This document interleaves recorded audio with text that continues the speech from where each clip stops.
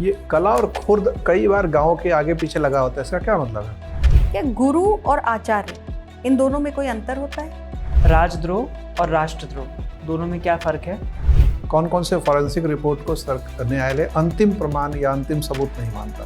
क्या धर्म और धम्म इन दोनों में कोई अंतर होता है? किस एक्ट को हम राजद्रोह कहेंगे और किसे राष्ट्रद्रोह कहेंगे?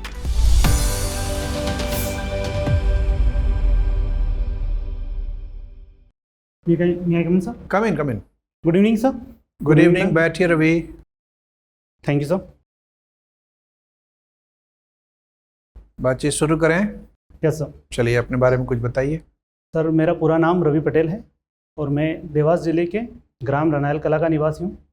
सर, मेरी प्रारंभिक शिक्षा गांव के सरस्वती शिशु मंदिर से हुई, जहाँ सर कक्षा 5 में मैंने तृतीय स्थान प्राप्त किया था। उसके बाद में मेरे आचार्य जी ने आगे पढ़ने के लिए प्रेरित किया। सर, इसी दिशा में इंदौर के होलकर विज्ञान महाविद्यालय से मैंने BSc और MSc फॉरेंसिक साइंस में की। सर, यहाँ उत्तर लेखन कला मेरी अच्छी थी, इसीलिए मेरे जो HOD थे डॉक्टर विजय आर चौरे, उन्होंने मुझे सिविल सर्विसेज की तैयारी के लिए आगे बढ़ने की बात कही। सर, इसी दौरान देवी अहिल्या विश्वविद्यालय में निःशुल्क कक्षाएँ चलती थी, जहाँ पर सर मैंने तैयारी शुरू की। सर, ये मेरा तृतीय प्रयास है जब मैं इंटरव्यू दे रहा हूँ। आपने कहा आपका गांव है रनायल कला जी सर। और तहसील टोक खुर्द। जी सर, टोंक खुर्द। ये कला और खुर्द कई बार गांव के आगे पीछे लगा होता है, इसका क्या मतलब है? सर, ये मूलतः फारसी भाषा के शब्द हैं सर, जिसमें किसी कस्बे विशेष के लिए अगर खुर्द स्थान है तो वो छोटा स्थान और कला बड़ा क्षेत्र के लिए किया जाता है। क्या आपस में भी इनका दोनों का संबंध होता है? जैसे मान लीजिए रनायल कला भी है, रनायल खुर्द भी जी अगर सर। कोई जगह है होता है सर। तो उसमें क्या सर, संबंध हमारे होता है? गांव में ये छोटा स्थान को रनायल खुर्द बोलते हैं और बड़े स्थान को रनायल कला बोलते हैं। तो क्या उसमें कोई इंडिपेंडेंट है, कोई डिपेंडेंट है? Sorry sir. क्या उसमें कोई एक स्वतंत्र गांव है और दूसरा उसका कॉलोनी है या सर, उसका दोनों- सैटेलाइट? सर, दोनों एक ही समाज के गांव हैं, एक हिसाब से बोल सकते हैं। ठीक है।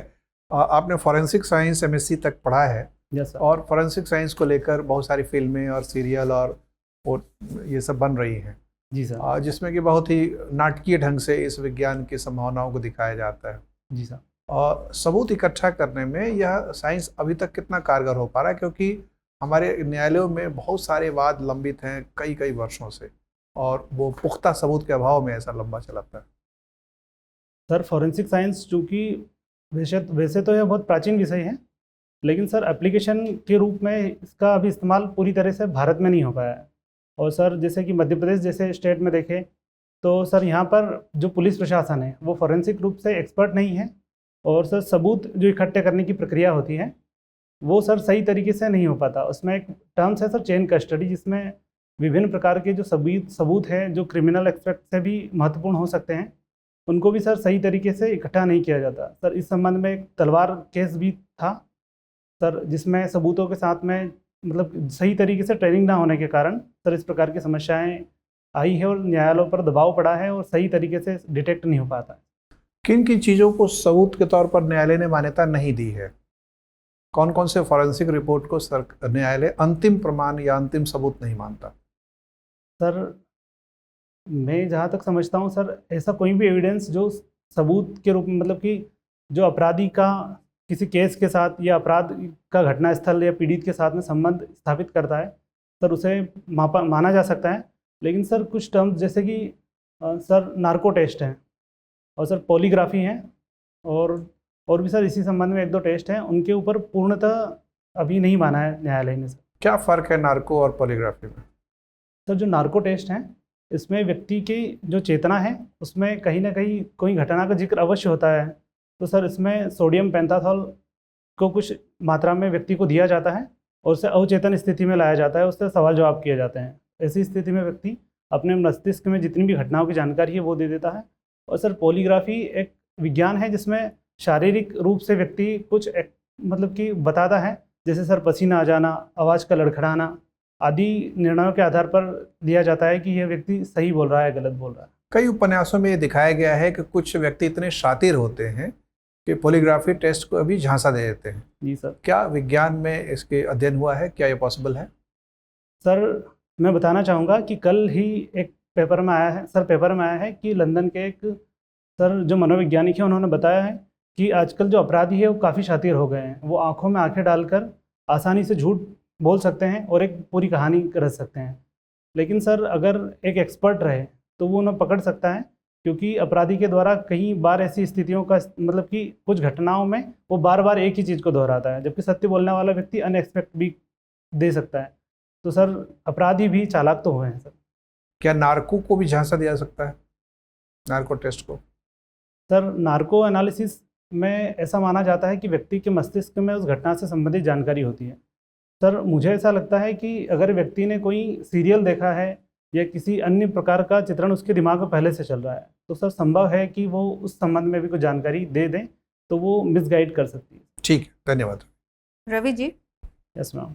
ये बताइए कि आपने विद्या भारती के स्कूल से पढ़ाई की है, जैसा Yes, कि ma'am. आपने बताया, अ, और आपके आचार्य जी ने आपको मोटिवेट किया। जी मैम। क्या गुरु और आचार्य इन दोनों में कोई अंतर होता है? मैम अगर हम स्कूल लेवल पे बात करें तो आचार्य वह जो शिक्षा देता है, और गुरु मैम प्राचीन काल में जो टीचर थे वो अपने स्थान पर रखकर मतलब अपने यहाँ पर जो गुरुकुल में गुरुकुल रखकर, में मैम ऐसे आप कहना शिक्षा चाहते देते हैं? थे। तो वो जो गुरुकुल में रखकर पढ़ाते थे उनको आचार्य नहीं कह सकते? मैम कह सकते हैं, और आचार्य का शब्द मैम जो संस्कृत के ज्ञान और जो वैदिक क्रियाकलाप करता है मैम उसको भी आचार्य कहा जाता है। अच्छा, ठीक है। स्वयमेव मृगेन्द्रता, इसका Yes, क्या ma'am. अर्थ होता है? मैम इसका शाब्दिक अर्थ तो ये होता है कि स्वयं में ही सिंह बने, ठीक है। और सा विद्या या विमुक्त है? अर्थात ये कि मैम विद्या वह जो मुक्ति की ओर ले जाए। ठीक है। आपको संस्कृत की समझ है? आप संस्कृत समझ लेते हैं? मैम स्कूल टाइम पे मैंने पढ़ा था, और मैम उतनी ही जानकारी है, अगर कुछ ऐसे संवाद आते हैं तो मैं प्रयास जरूर करता हूँ अच्छा, समझने। ठीक है। आप मुझे ये बताइए कि पूरी संस्कृत में आपने बहुत सारे श्लोक पढ़े होंगे, नीति के पढ़े यस होंगे, मैम। मातृभूमि से संबंधित पढ़े होंगे, श्रम करने के लिए प्रेरित करने वाले पढ़े होंगे। क्या उनमें से कोई श्लोक आप हमें सुना सकते हैं? Yes ma'am. मैम एक अच्छा श्लोक है, मैं हमेशा उसको मतलब सुनता रहता हूँ, बोलता रहता हूँ कि येषा न विद्या न तपो न दानम न ज्ञानम न गुणो न धर्म ते येषाम न मृत्युलोके विद्या न तपो न दानम ज्ञानम न शीलम न गुणो न धर्म ते मृत्युलोके भूमि भार होता मनुष्य रूपेण मृगा शरन्ति। इसका क्या अर्थ है? मैम ये सूक्ति हम बचपन से याद करते आए हैं। उसका मतलब ये कि जिनके पास में विद्या नहीं है, तप नहीं है, ज्ञान नहीं है, और मैम समझ एक हिसाब से समझ नहीं है व्यक्ति में, तो उनका मनुष्य के रूप में भी वो मृग के समान है, यानी पशु के समान। और धरती पर बोझ, धरती पर बोझ है। ये भी है उसमें जी मैम, कि वो thank you, धरती मैम। पर भार है ना? Yes ma'am. ठीक है। एक और श्लोक आता है, उद्यमेन ही सिद्ध्यन्ति कार्याणि न मनोरथ है, यस न ही सुप्तस्य सिंहस्य प्रविशन्ति मुखे मृगा। आप Yes, इसका अर्थ ma'am. बता सकते हैं?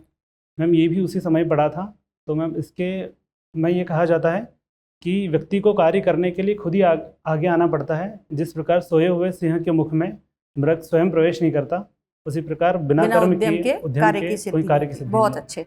आप मुझे ये बताइए रवि जी कि क्या धर्म और धम्म इन दोनों में कोई अंतर होता है? मैम ये इतिहास के दौरान ही धम्म शब्द पढ़ा है, और धर्म हम शुरू से पढ़ते आए हैं। तो मैम जहाँ तक मैं समझता हूँ, धर्म का अर्थ अलग अलग एस्पेक्ट में, धर्म यदि धारण करने वह जो धारण किया जा सके, तो मैम जैसे जल का धर्म है शांत होना, और हिंदू धर्म भी मैम एक प्रकार से धर्म है हमारा, जो हमें ईश्वर से जोड़ने की बात करता है। और मैम धम्म वह था जो राजा अशोक के द्वारा शुरू किया गया था, और मैम एक तरीके से उसे एक जीवन पद्धति कही गई थी। अच्छा, ठीक है। ये बताइए कि आपको मॉर्निंग वॉक करना पसंद है? आप अभी मैम। कहाँ रह रहे हैं इन दिनों? मैम मैं अभी गांव में रहता हूँ, लेकिन अभी इंटरव्यू के लिए इंदौर में आया। अच्छा, तो आपके गांव में एयर क्वालिटी इंडेक्स क्या चल रहा है इस समय? मैम कभी गांव में तो मापा नहीं है हम लोगों ने इंडेक्स, लेकिन ऐसा कहा जाता है कि गांव की वायु शुद्ध होती है। हाँ। और वहाँ अभी पॉल्यूशन भी कम है। तो ठीक है, बढ़िया। आप मुझे ये बता सकते हैं कि मध्य प्रदेश में कितने गांव हैं अभी? सॉरी मैम, ऐसा लगभग 55,000, और मैम जो पंचायतें हैं वो 23,000 से ऊपर है। अच्छा, ठीक है। और राजस्व गांव क्या होते हैं? मैम जहाँ तक मैं समझता हूँ कि जो भूमि कर है, उस पहले के ज़माने में जब भूमि कर लिया जाता था और जिनसे कर की प्राप्ति हो सकती है मैम, उन्हीं को कहा जा सकता है मैम राजस्व गाँव। ठीक, thank you sir. Ravi, sedition और ट्रीजन में क्या फ़र्क होता है? सॉरी सर, मैं हिंदी में राजद्रोह और जी सर। राष्ट्रद्रोह दोनों में क्या फ़र्क है? सर जो राजद्रोह है वो सर अंग्रेजों के ज़माने में जब किसी प्रकार का किसी प्रकार की ऐसी घटना जो कि अंग्रेजी शासन के खिलाफ होती थी, सर उसे राजद्रोह कहा जाता था। ठीक है। और सर राष्ट्रद्रोह से मतलब ये समझा जा सकता है कि व्यक्ति अपनी संस्कृति कल्चर के खिलाफ कोई विद्रोह करता है, कोई ऐसा षड्यंत्र करता है। सर उदाहरण के रूप में जैसे कि हमारे जो स्वतंत्रता सेनानी थे उन पर राजद्रोह के केस लगाए जाते थे, और यदि किसी व्यक्ति के द्वारा हमारी संस्कृति के खिलाफ कुछ बोला जाता था तो उसे शायद राष्ट्रद्रोह कह सकते हैं। अगर हम वर्तमान परिस्थितियों में देखें तो क्या आप एक उदाहरण के माध्यम से समझा पाएंगे कि किस एक्ट को हम राजद्रोह कहेंगे और किसे राष्ट्रद्रोह कहेंगे? सर जैसे कि ऐसी कोई क्रियाविधि जिसके द्वारा हमारे देश की संप्रभुता पर आ जाए। सर इस संबंध में एक विवाद भी था कि कुछ विद्यार्थी और कुछ ऐसे लोगों के द्वारा जो चिकन नेक से संबंधित बात कही गई थी, जिसमें भारत के टुकड़े करने जैसी बात थी कि सर वहाँ पर हम हमला करेंगे, बिहार के कोई पॉलिटिक्स हैं, तो सर वो राजद्रोह के श्रेणी में आ सकता है। सर मुझे जहाँ तक लगता है उनके ऊपर यही केस भी लगा था। ठीक है। और राष्ट्रद्रोह? सर सॉरी सर, राष्ट्रद्रोह अभी मैं समझ नहीं। ठीक है, कोई बात नहीं। रवि, आपने क्रिटिकल इंफ्रास्ट्रक्चर के बारे में सुना है? जब हम डिजिटल मीडियम और डिजिटाइजेशन और इन सारी चीज़ों के बारे में बात करते हैं तो अक्सर ये टर्म सुनने में आता है। सॉरी सर, अभी अनुमान लगाना चाहेंगे? सर क्रिटिकल इंफ्रास्ट्रक्चर से संबंधित सर मैं यही अनुमान लगाऊंगा कि जो वर्तमान में जैसे AI है, मशीन लर्निंग है, ये वर्तमान में बढ़ रही है। तो जो भारत सरकार है उसका जो राइज मिशन था जिसमें हम आर्टिफिशियल इंटेलिजेंसी को बढ़ाने वाले थे, और सर वर्तमान में हम साइबर के रूप में भी आगे बढ़ना चाह रहे हैं, तो सर उसी संबंध में मैं। ठीक है। रवि, आप मुझे ये बताइए, डिजिटल साक्षरता को प्रोत्साहन देने के लिए भारत सरकार द्वारा क्या कदम उठाए जा रहे हैं? सर डिजिटल साक्षरता को बढ़ाने के लिए सर जो ब्रॉडबैंड सेवा थी सर उसको ग्राम पंचायतों तक पहुंचाया था हमने, और वर्तमान में भी सर पहुंचा रहे हैं, और सर जिसके माध्यम से लोगों को थोड़ा अवेयरनेस किया जाए। सर वर्तमान में भारत सरकार के द्वारा जो मतलब कैशलेस अर्थव्यवस्था है सर उसके माध्यम से भी लोगों को समझ हुई है और वो खातों का जो ऑपरेट करने लगे हैं। सर रवि, आप सोशल मीडिया यूज़ करते हैं, कोई भी प्लेटफॉर्म? जी सर। ठीक है। क्या आपको लगता है सोशल मीडिया के माध्यम से भी डिजिटल लिटरेसी को प्रमोट किया जा सकता है? जी सर। लोगों तक ये बात पहुंचाई जा सकती है कि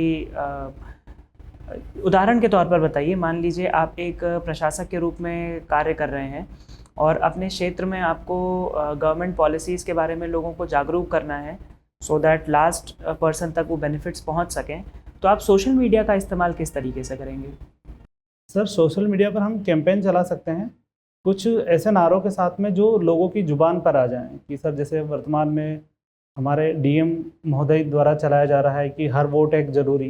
तो सर बार बार अगर लोग सोशल मीडिया का यूज़ करते हैं, जैसे सर फेसबुक पे बार बार आता है, यूट्यूब पे रील्स के रूप में आता है, तो सर नारों के द्वारा, और हम सर स्कूली रूप से भी जो स्कूल के बच्चे हैं उनको भी सर इस दिशा में प्रेरित कर सकते हैं। ठीक है। रवि, मेरा अंतिम प्रश्न आपसे इसी से जुड़ा हुआ है कि आपने कहा कि सोशल मीडिया के थ्रू हम प्रमोशन कर सकते हैं, वो सारी चीज़ें कर सकते हैं। अक्सर ये भी देखने को मिलता है कि प्रशासक गवर्नमेंट पॉलिसीज़ को प्रमोट करने के साथ साथ अपनी खुद की पर्सनालिटी को भी प्रमोट करते हैं। अक्सर आपने देखा होगा कि DM साहब ने इंस्पेक्शन किया, रात को इंस्पेक्शन किया, लाइन हाजिर कर दिया। जी सर। तो इन सारी चीज़ों के बारे में आपकी क्या प्रतिक्रिया है? सर मुझे लगता है कि एक प्रशासक का काम होता है अपने क्षेत्र में योजनाओं के बारे में बताना, और अगर कोई कार्य कर रहा है तो सोशल मीडिया के माध्यम से अन्य लोगों तक भी जानकारी पहुंच जाए इस संबंध में। और सर वो एक प्रशासनिक अधिकारी के रूप में अपने कार्य को और अपनी कर्तव्यों को बताता है। लेकिन सर कई बार ऐसा देखा गया है कि कुछ जो ऑफिसर्स होते हैं वो स्वयं को प्रमोट करने के लिए भी इस प्रकार करते हैं। तो सर मुझे लगता है कि कर्तव्य होने के नाते आप वहीं तक सीमित रहे जिससे लोगों को प्रभाव हो सके। फेम वैसे भी लोक सेवा में सर सेकेंडरी चीज़ है, उसको रखा भी नहीं गया। ठीक है रवि। रवि, आप देवास से आते हैं। जी सर। देवास कई कारणों से जाना जाता है। जी सर। 3 कारण बताइए जिसके वजह से ये राष्ट्रीय मानचित्र पर सर सबसे महत्वपूर्ण तो है सर यहाँ पर बैंक ऑफ नोट प्रेस है था, और सर दूसरा सर कुमार गंधर्व की यह कर्मस्थली रही है। यहाँ पर उन्होंने स्वास्थ्य लाभ के लिए आए थे, और सर मालवी संगीत को और मालवी गीतों को और कबीर के गायन से सर उन्होंने जोड़ा था, जैसे कि अनूप राग। और सर तीसरी चीज़ के रूप में माँ तुलजा भवानी का मंदिर है। और सर वर्तमान में मध्य प्रदेश सरकार देवास को डेवलप कर रही है पर्यटन के रूप में। सर जो पहाड़ियाँ हैं वहाँ पर, शंकरगढ़ की पहाड़ियाँ। और सर एक और इम्पोर्टेंट चीज़ है कि देवास में सर सबसे पहले पवन चक्की आई थी मध्य प्रदेश में। और सर सोयाबीन की खेती सबसे पहले देवास में हुई। ठीक है, तो औद्योगिक तौर पर भी देवास सघन है। वहाँ कोई एक मेगा फूड पार्क भी है। जी सर। नाम बताएं उसका। Sir Avanti mega food park. अच्छा, ठीक है। नेपा नगर से इसकी क्या तुलना की जा सकती है देवास की? सर नेपा नगर कागज उद्योग के लिए जाना जाता है। और सर देवास में प्रिंटिंग प्रेस है। किस चीज़ के प्रिंटिंग प्रेस? सर यहाँ बैंक ऑफ नोट प्रेस है, तो जिसमें जो हमारी मुद्रा है उसका। कितने प्रेस मूल्य किया के जाता है। नोट छापे जाते हैं वहाँ? सर वर्तमान में यहाँ पर सर 20 रुपये, 100 रुपये, 50 रुपये और 500 रुपये तक के नोट छापे जाते हैं। अच्छा, क्या 2000 रुपये के नोट भी यहीं छपते थे? सॉरी सर, उसकी जानकारी तो मुझे नहीं है, लेकिन वर्तमान में भारत सरकार के द्वारा 2000 के नए नोटों की छपाई बंद करके उसको वापस भी ले लिया है। ठीक है। नेपा नगर का जो कारखाना है न्यूज प्रिंट मिल, जी सर। उसकी स्थापना कब हुई थी? सर 1953, लेकिन सर मैं कंफर्म नहीं हूँ उसका। कहाँ स्थित है ये? सर नेपा नगर शायद होशंगाबाद में। सर मैं अभी थोड़ा सा कंफ्यूज है सर। ठीक है, बुरहानपुर में। बुरहानपुर में। जी ठीक है रवि, आपका इंटरव्यू हो गया, आप जा सकते हैं। Thank you sir. Thank you ma'am.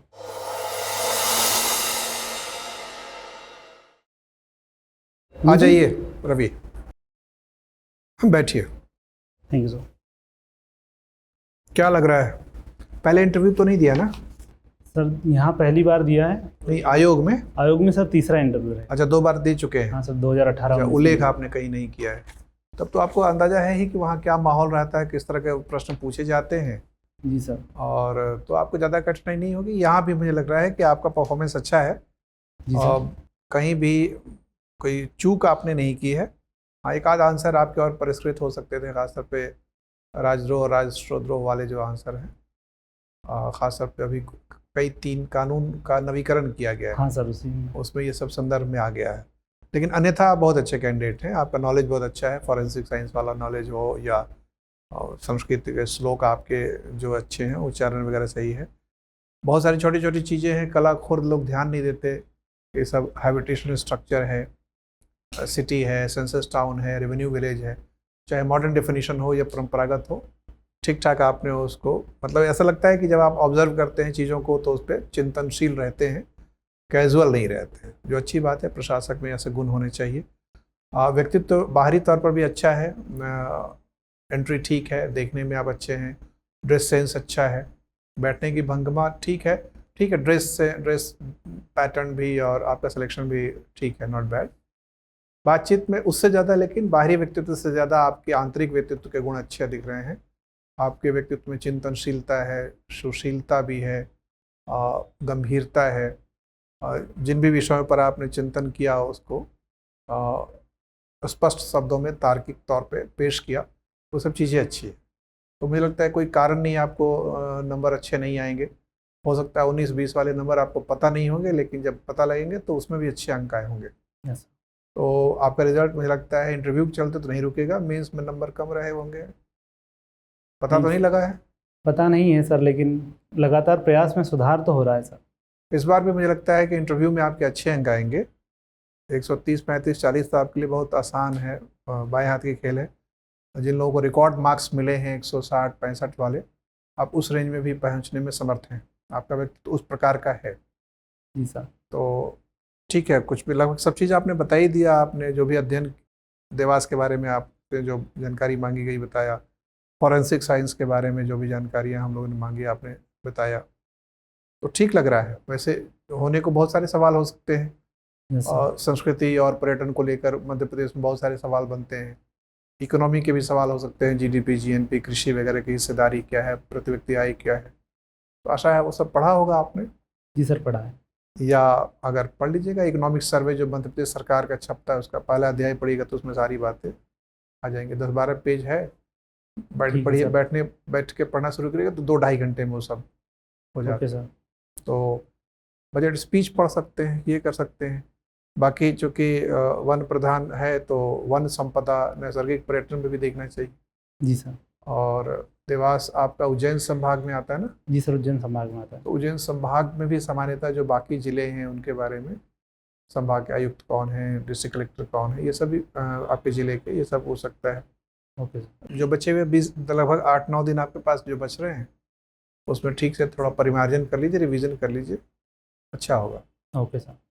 कोई सवाल या जिज्ञासा? सर सवाल यही है कि यहाँ आपने जैसे मेरे बारे में पूछा, देवास के बारे में, मैम ने सरस्वती स्कूल के बारे में पूछा, और जब वहाँ परिचय ही नहीं होता है और रैंडम चला जाता है तो ठीक है, वो कभी हम, कभी हाँ, हेजिटेशन हो ठीक जाता है। हम लोग यहाँ जो पूछते हैं वो तो एक ये भी होता है कि आपको प्रैक्टिस कराना है हमें। जी सर। उन्हें प्रैक्टिस तो कराना नहीं होता है, उन्हें तो सीधे आपके व्यक्तित्व की जांच करनी होती है। तो आप मान के चले कि परिचय के बाद वाले जो क्वेश्चन यहाँ पूछे गए जी सर। वो वहाँ का इंटरव्यू है। Okay sir. परिचय वाला तो सिर्फ इसलिए ताकि सभी सदस्यों को आपके बारे में पूरी जानकारी हो जाए और आपके व्यक्तित्व के अलग अलग पहलुओं पे सवाल गढ़े जाए, प्रैक्टिस कराना उद्देश्य। सर कभी कभी थोड़ा सा दबाव आता है तो वो दिखता भी है। देखिए, उस दबाव को प्रबंधन करने का सामान्य तरीका ऐसे अपने दिल को समझाना है कि 12-15 मिनट मैक्सिमम उनके साथ आपका सामना होने वाला है। जी सर। उन 12-15 मिनट में 10-12 से ज़्यादा सवाल बनने की गुंजाइश होती नहीं है। हाँ सर। अगर वो फैक्चुअल पूछेंगे तो सवाल थोड़े से ज़्यादा हो सकते हैं, अगर थोड़ा भी एनालिटिकल पूछेंगे तो सवालों की संख्या कम हो जाती है। सामान्यतः इस बात का ज़रा भी मलाल चेहरे पर नहीं दिखना चाहिए और ना दिल में होना चाहिए कि मेरे से उन्होंने 10 सवाल पूछा और मैं उसमें 6 ही का जवाब दे पाया, 4 में मुझे माफ़ी मांगनी पड़ी। इसका ज़रा भी मलाल नहीं होना चाहिए, क्योंकि व्यक्तित्व परीक्षण में वो कई बार ऐसा देखा गया है कि लोगों ने 10 में 2 ही सवाल के जवाब दिए और 6 अच्छे अंक लेके आए। Okay sir. तो इसलिए दिमाग में कहीं बैठने ही मत दीजिए। अगर सवाल का जवाब नहीं आया तो आप मान के चलिए कि ठीक है, मेरा मूल्यांकन उन 6 उत्तरों के आधार पर होना है जिन 10 में से 6 का मैंने उत्तर दिया है। जी सर। उन 4 का नहीं होना है। तो उस 4 जिसका उत्तर नहीं आ रहा है उसके दबाव में आके गलत नहीं बोलना है, लोभ में भी गलत नहीं बोलना है, दबाव में भी नहीं बोलना है। आपको इस बात का संतोष रखना है कि ये जो 6 सवाल मुझसे पूछे गए जिसका जवाब मुझे पता था और पता है, उस वक्त भी सोचना है उसका मैं कारगर और प्रभावी जवाब दे रहा हूँ कि नहीं। Okay sir. वस्तुनिष्ठता होनी चाहिए, स्पष्टता होनी चाहिए, तार्किकता होनी चाहिए उसके अंदर। ये सब चीज़ें पर उसी पे अंक मिलता है। अगर थोड़ा सा आप झेपेंगे, जैसे मान लीजिए आपने जवाब नहीं दिया और इस बात का मलाल अंदर है, तो वो झेप की एक्सप्रेशन में आने लगता है, उससे आपके व्यक्तित्व के मूल्यांकन में थोड़ा सा बट्टा लग जाएगा, तो ना आने दे। Okay sir. क्योंकि कोई भी व्यक्ति सर्वज्ञाता तो हो नहीं सकता ना, वो तो एक कल्पना है कि भगवान हो सकते हैं, एक व्यक्ति के बस की बात है नहीं। तो आपको अपने कोर एरिया, जैसे आपने फॉरेंसिक साइंस में जो किया है उसमें आप ध्यान करिए कि उसमें क्या क्या और टेढ़ी बातें पूछी जा सकती हैं या डे टू डे लाइफ से जुड़ी हुई बातें पूछी जा सकती हैं। Okay sir. उस पर थोड़ा सा और चिंतन मनन कर लीजिए। ठीक है। ठीक है, चलिए, all the best. Thank you sir.